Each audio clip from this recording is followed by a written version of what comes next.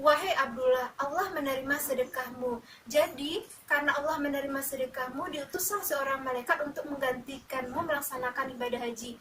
Yang artinya adalah orang-orang yang melihat kamu berada di Mekah pada saat melaksanakan haji itu sebenarnya adalah itu malaikat. Assalamualaikum warahmatullahi wabarakatuh. Terima kasih teman-teman masih setia di channel saya. Terima kasih telah melihat video-video saya yang lain.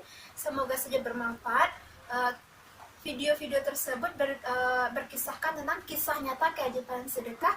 Banyak sekali kisah nyata, kisah inspiratif bagaimana banyak persoalan terselesaikan setelah mereka melakukan sedekah ekstrim, sedekah yang terus-menerus. Bagi teman-teman yang mempunyai persoalan, masalah atau apapun, mungkin bisa dilihat video-video saya yang lain di playlist saya keajaiban sedekah. Di akhir video ini mungkin ada salah satu di antara teman-teman yang mengalami persoalan sama, mungkin bisa diambil solusinya seperti itu. Jadi, tonton video ini sampai habis dan tonton video-video yang lainnya ya. Oke, saat ini saya akan mengisahkan kisah yang sangat bagus sekali, Bagaimana tidak bagus, karena kisah ini, kisah ini juga sih, pada saat saya dulu masih kecil banget, SD lah gitu, kelas 1, kelas 2 gitu ya, atau kecil gitu, pada saat nenek saya masih hidup, saya sering mendengar tuh percakapan antara nenek saya dengan sepupu nenek saya, pokoknya orang-orang tua dahulu itu pada saat pulang kampung tentang ilmu ini, tentang ilmu inilah, tentang kebiasaan ini yang mau saya ceritakan. Ternyata kebiasaan ini pada saat zaman sekarang ini puluhan tahun berlalu itu sudah banyak dilupakan lah. Kebiasaan apa itu? Maka tonton videonya sampai habis dan ini sangat menarik sekali, saya jamin. Kisah ini masih bersumber dari buku yang sangat bagus sekali yang berjudul Dikejar Rezeki dari Sedekah karya Farul Muiz. Jadi kisah ini menceritakan sedekah dengan uang biaya haji. Jadi dia bersedekah dengan uang hajinya. Ada seorang laki, dia mau melaksanakan ibadah haji yang melaksanakan ibadah haji ke kota Mekah. Jadi dia laki itu dari kampungnya mau ke kota Mekah, tapi dia istirahat dulu karena perjalanan beberapa hari. Jadi dia beristirahat dulu di kota Kufah. Jadi dari Kufah baru dia melanjutkan ke kota Mekah gitu. Pada saat dia beristirahat di kota Kufah dan dia mungkin sekedar melihat-lihat sedikit lah ya untuk mencari makan atau apa gitu loh, dia melihat seorang wanita lagi mengaruk-ngaruk tempat sampah dan si wanita itu menemukan ayam, dan pada saat dia menemukan ayam mati gitu, terus dia mencabuti bulu ayam tersebut. Lelaki yang rencananya mau pergi haji tersebut yang lagi mampir di kota Kufah ini bernama Abdullah bin Mubarak. Jadi Abdullah itu karena melihat ada yang aneh dengan si wanita ini, bagaimana tidak aneh, dia mengaruk-aruk tong sampah dan dia menemukan ayam yang artinya adalah tuh ayam mati atau bangkai, dan dia mencabuti bulu ayam. Menurut si Abdullah bin Mubarak ini sesuai dengan sabda Rasulullah bahwa ayam mati tersebut adalah bangkai. Yang namanya bangkai itu haram dimakan. Oleh karena itu dia ada perasaan, ada ragu atau bingung atau bimbang, kenapa wanita itu harus mencabuti bulu ayam yang notabene ayam itu telah mati gitu loh. Maka tanpa berpikir panjang, Abdullah bin Mubarak ini mendekatilah wanita tersebut. Kemudian dia bertanya kepada wanita ini, itu ayam mati atau ayam yang sudah disembelih? Kata Abdullah bin Mubarak ini. Kemudian si wanita itu menjawab ayam mati.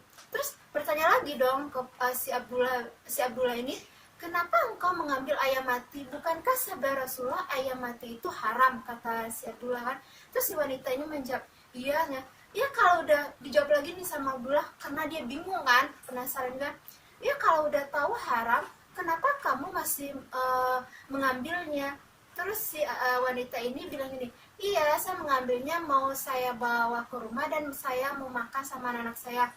Mendengar perkataan si wanita itu, si Abdullah bin Mubarak ini tambah ada sedikit kesal juga ya, ada semacam apa ya, wanita ini udah tahu apa yang diambil itu adalah haram, kenapa dia malah mau menyajikan makan haram itu kepada anak-anaknya, mau dibawa pulang dan dimasak untuk dimakan sama anak-anaknya.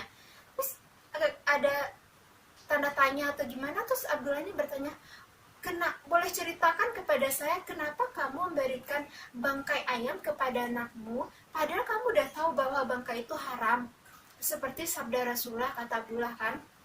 Terus si wanita ini sebenarnya dia tidak mau memberi tahu alasannya kenapa dia harus mau makan bangkai ayam ini. Tapi karena didesak terus oleh si Abdullah ini, akhirnya si wanita ini berkata, kenapa saya harus memakan bangkai ayam ini? Karena saya dan anak-anak saya sudah 3 hari tidak makan, Tuan.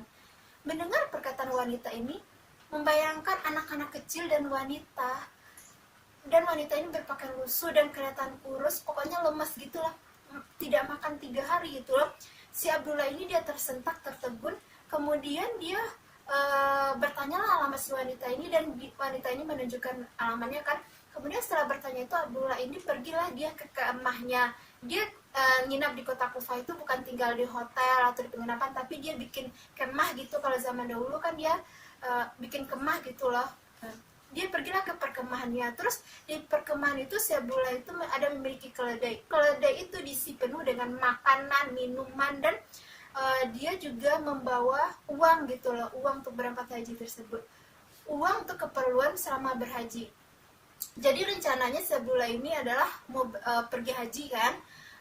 Dengan keledai yang penuh tadi dan segepok uang itu, dia Abdullah ini pergilah menuju ke rumah si wanita ini. Terus pada saat dia udah sampai di rumah wanita ini, dia berkatalah kepada wanita ini, ambillah semua makanan, minuman, dan uang ini, dan berilah makanan, minuman kepada anak-anakmu, dan jangan makan bangkai lagi, jangan makan makanan yang haram lagi.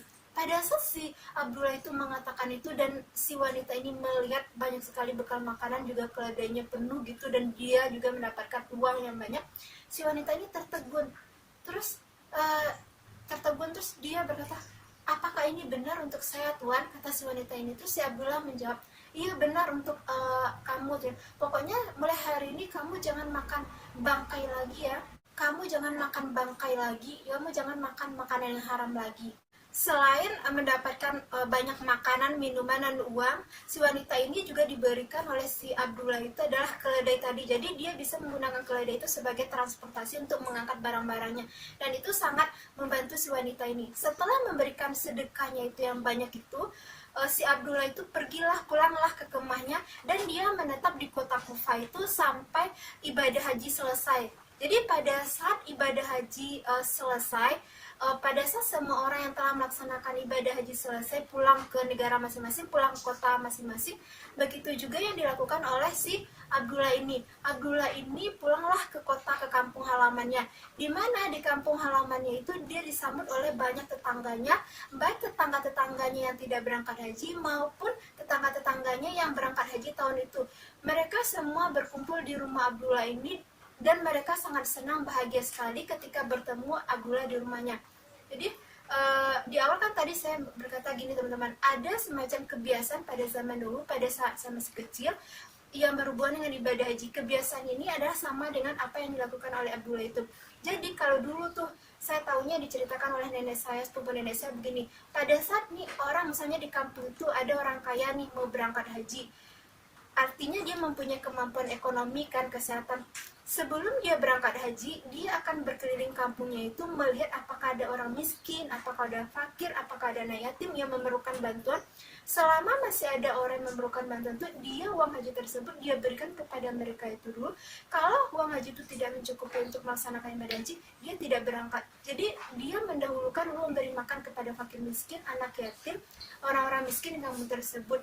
Dengan kata lain, mendulukan membantu fakir miskin dari ibadah haji, karena kan bisa kita lihat di alasannya, seseorang berangkat haji memerlukan biaya yang sangat banyak sekali, sementara tetangga-tetangganya kelaparan, kemiskinan, dan tidak bisa makan. Jadi saya setuju sekali dengan kebiasaan dulu itu. Jadi lebih etis kita membantu tetangga-tetangga kita yang miskin, yang memerlukan makanan, jangan sampai biarkan mereka kelaparan karena kemiskinan gitu. Oke, balik lagi kepada si Abdullah ini.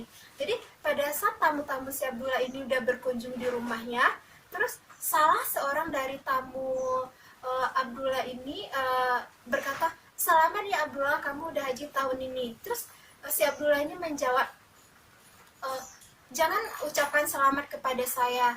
Itu tanpa ragu, tanpa malu, Abdullah ini melanjutkan perkataannya, tahun ini saya tidak jadi melaksanakan ibadah haji. Terus tetangga yang lain nyautnya, tetangga yang menyaut ini adalah tetangga yang melaksanakan haji tahun itu.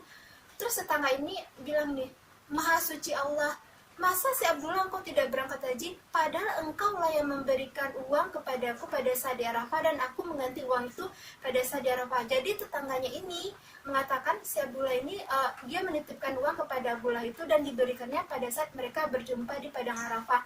Terus tetangganya lain bilang juga, yang berangkat haji juga bilang ini, Abdullah, bukankah engkau tuh yang memberikan aku air minum pada saat kita berada di Mekah? Kemudian si Abdullah itu bingung dong, kenapa bisa tetangga-tangganya yang berangkat haji itu melihat dia dan mengatakan dia bertemu pada saat mereka berada di Mekah. Sementara si Abdullah itu tidak nyampe di Mekah, dia hanya sampai di kota Kufah. Abdullah itu berkata lagi, tidak, saya tidak jadi berangkat haji tahun ini ya. Berkatalah orang lain, tetangganya ini, dan tetangganya ini juga yang melaksanakan haji tahun itu, Abdullah, kamu jangan bohong ya. Bukankah kita ngobrol sambil minum air zam-zam pada saat di Mekah nih lah. Terus ya Abdullah makin bingung dong, kenapa tetangga-tangganya itu bisa melihat dia berangkat haji, sementara dia tidak jadi berangkat haji. Dia hanya sampai di kota Kufah yang awalnya dia memang berniat untuk melaksanakan haji tahun itu, tapi karena membantu wanita fakir miskin tadi, mungkin saja janda yang memerlukan uang, dia memberikan sedekah makanan, sedekah uang, sedekah keledai kepada fakir miskin ini, kepada wanita itu. Semua perbekalan untuk hajinya disedekahkan kepada wanita itu. Jadi dia tidak mempunyai uang lagi untuk berangkat haji, makanya dia hanya menetap di kota Kufah dan pulang pada saat ibadah haji selesai. Jadi dia bingung, kenapa tetangga-tetangganya bisa melihat dia melaksanakan ibadah haji, padahal dia tidak sampai ke Mekah gitu. Berkali-kali Abdullah ini membantah apa yang dikatakan oleh tamu-tamunya itu, yang semuanya itu yang berangkat haji. Dia lagi-lagi bilang, saya tidak berangkat haji tahun ini, kenapa kamu bisa melihat bahwa saya berangkat haji? Terus pada malam harinya setelah tamu-tamunya pulang, pada saat dia tidur, ternyata si Abdullah ini bermimpi dalam tidurnya. Dalam mimpinya itu dikasih tahu bahwa dalam mimpinya itu dia mendengar suara gaib. Suara gaib itu berbunyi seperti ini, wahai Abdullah, Allah menerima sedekahmu. Jadi, karena Allah menerima sedekahmu, diutuslah seorang malaikat untuk menggantikanmu melaksanakan ibadah haji. Yang artinya adalah orang-orang yang melihat kamu berada di Mekah pada saat melaksanakan haji itu sebenarnya adalah itu malaikat. Masya Allah, tabarakallah. Bagaimana menurut teman-teman kisah ini? Sangat menarik sekali kan? Bagaimana orang kaya yang mungkin itu adalah satu-satunya waktu dia melaksanakan ibadah haji dengan uang yang mungkin banyak, tapi biayanya sangat besar, semuanya disedekahkan kepada fakir miskin yang lebih memerlukan uang, dan dia membatalkan ibadah hajinya demi kepentingan agar orang ini tidak makan bangkai yang notabene adalah itu haram hukumnya gitu loh. Jadi dia rela tidak melaksanakan haji demi membantu fakir miskin ini, janda ini, wanita ini, dan balasannya apa? Sedekahnya diterima oleh Allah dan dia ternyata masih bisa melaksanakan ibadah haji walaupun digantikan oleh malaikat. Bagaimana menurut teman-teman cerita ini? Silahkan share di kolom komentar dan lihat video saya yang lainnya di linknya di playlist saya Keajaiban Sedekah. Ketemu dengan video saya yang lainnya. Assalamualaikum warahmatullahi wabarakatuh.